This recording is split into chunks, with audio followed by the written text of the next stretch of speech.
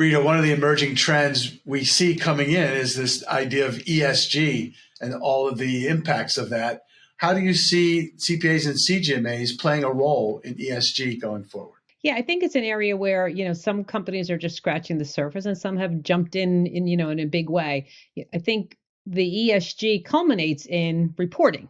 And if you think about where a CPA or a CGMA really has expertise, it's in reporting. So I think the value that a CPA or a CGMA will be able to bring is in how to ensure that there's good controls, quite frankly, over the information that's going into a company's corporate responsibility report, their ESG report.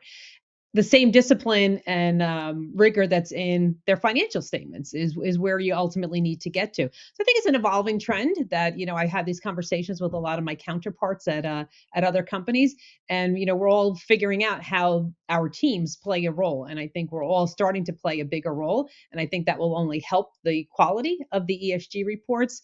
At Merck we issued a green bond, and that green bond is tied to green initiatives, and there's obviously a reporting aspect that goes along with it to ensure that the proceeds from the green bond are being used for those initiatives. So that's an area where finance and accounting will be playing a role to ensure that we're pulling together the information to the bondholders so they understand how those proceeds are being used in accordance with the framework that was laid out within the green bond that we issued.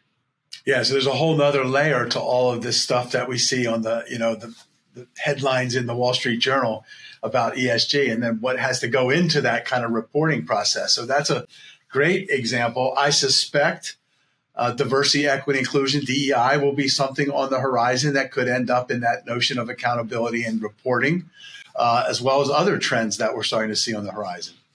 Yeah, the social is extremely broad within the ESG. And I think, there's obviously a lot of strategy that goes into it in terms of the goals that companies set out. And again, I think finance and accounting has an important role to play in helping to ensure that we're tracking against those, but also making sure we're setting up the right processes around ensuring that when we're reporting our progress against the goals we've set, that people can rely on that information and that data.